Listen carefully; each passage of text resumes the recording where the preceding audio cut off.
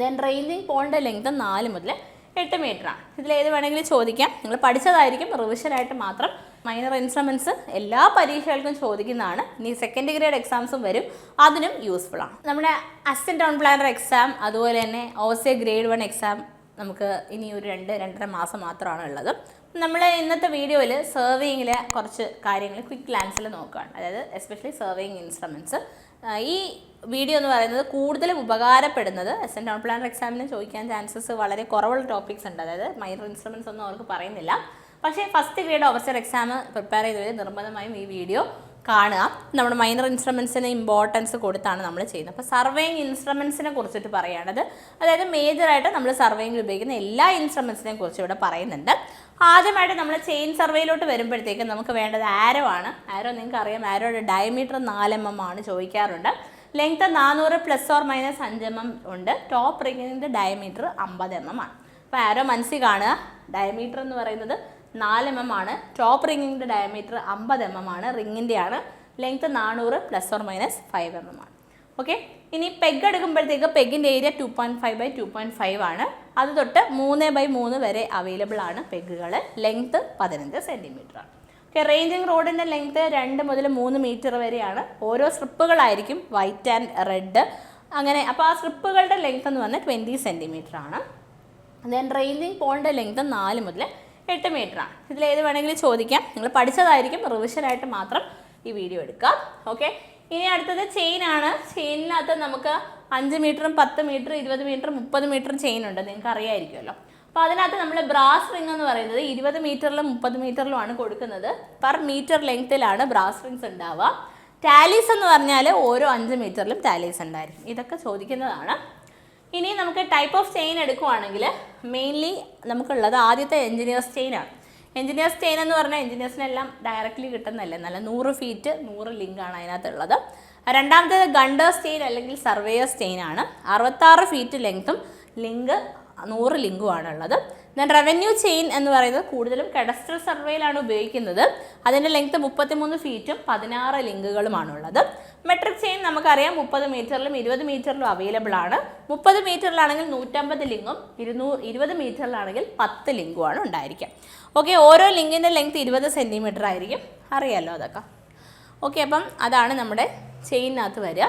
ഇനി നമുക്ക് cross staff അറിയാമല്ലോ. ക്രോസ് സ്റ്റാഫ് എന്ന് പറയുന്നത് നമ്മൾ പെർപെൻഡിക്കുലേഴ്സ് സെറ്റ് ചെയ്യാൻ വേണ്ടിയിട്ടാണ് ഉപയോഗിക്കുന്നത്. ക്രോസ് സ്റ്റാഫ് തന്നെ നമുക്ക് 4 ടൈപ്പ് പറയാനായിട്ട് സാധിക്കും. അതിൽ ആദ്യത്തത് ക്രോസ് സ്റ്റാഫ്.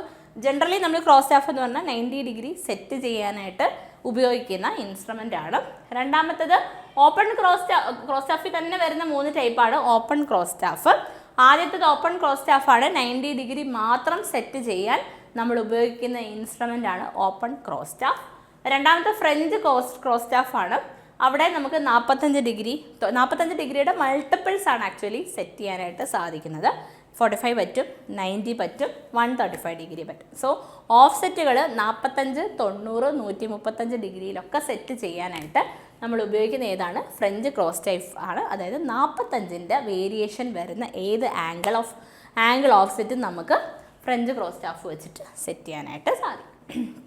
ഇനി അഡ്ജസ്റ്റബിൾ ക്രോസ് സ്റ്റാഫ് ഉണ്ട്.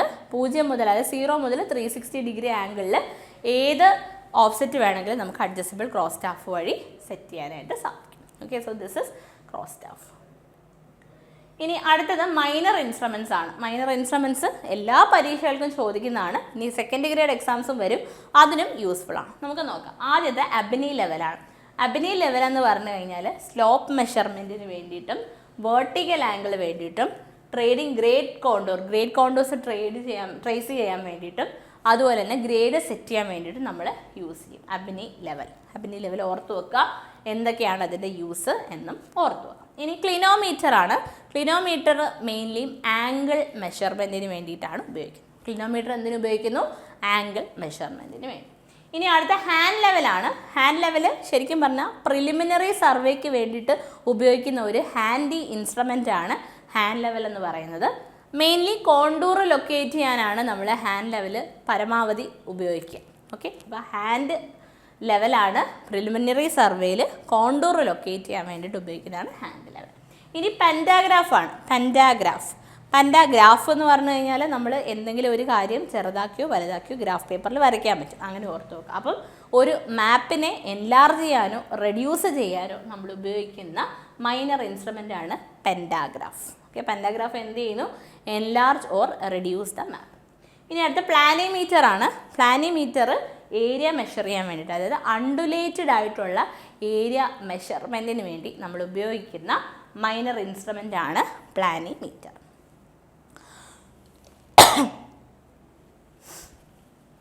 അടുത്തത് സെക്സ്റ്റൻ്റ് ആണ്. സെക്സ്റ്റൻ്റ് ഹൊറിസോണ്ടലും വെർട്ടിക്കൽ ആംഗിളും മെഷർ ചെയ്യാൻ ഉപയോഗിക്കും.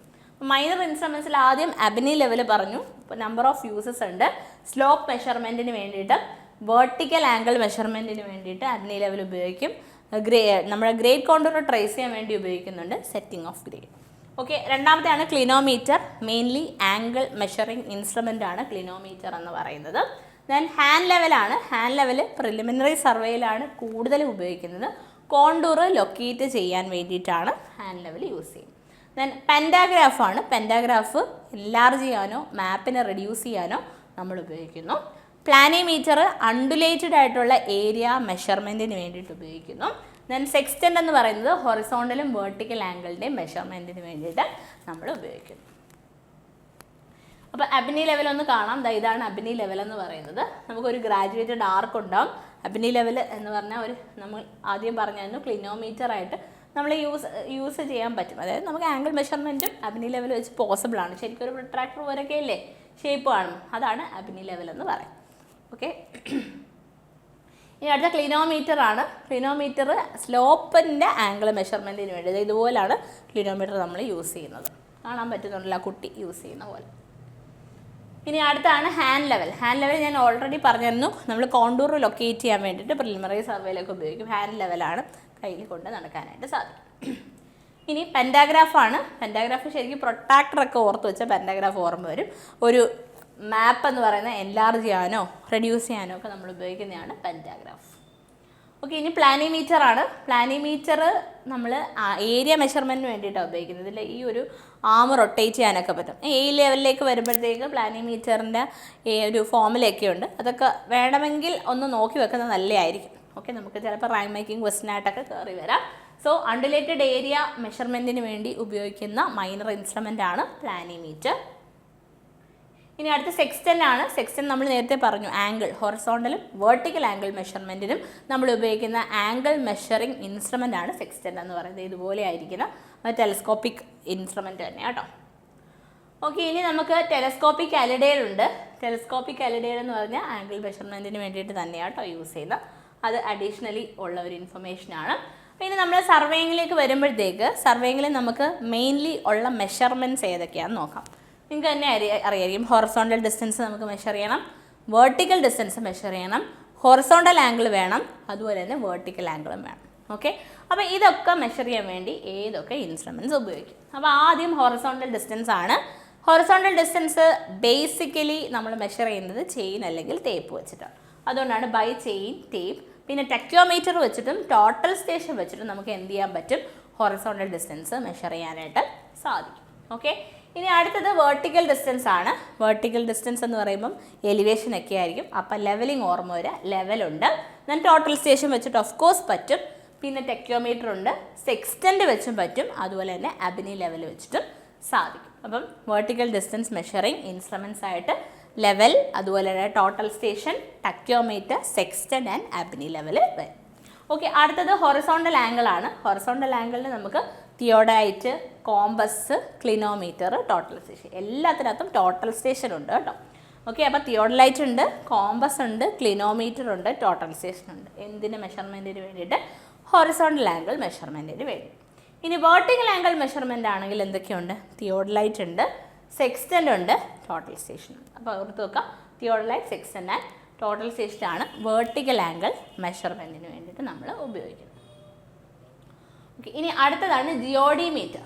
ജിയോഡിമീറ്ററിനകത്ത് നമ്മൾ ശരിക്കും പറഞ്ഞാൽ ഒരു 2 പോയിന്റുകളുടെ ഇടയിലുള്ള ഡിസ്റ്റൻസ് മെഷർ ചെയ്യാൻ വേണ്ടിയിട്ട് ലൈറ്റിൻ്റെ സഹായം ഉപയോഗിച്ച് കഴിഞ്ഞാൽ അത്തരത്തിലുള്ള ഇൻസ്ട്രുമെൻറ്റിനെ നമ്മൾ വിളിക്കുന്ന പേരാണ് ജിയോഡിമീറ്റർ എന്ന് പറയുന്നത്.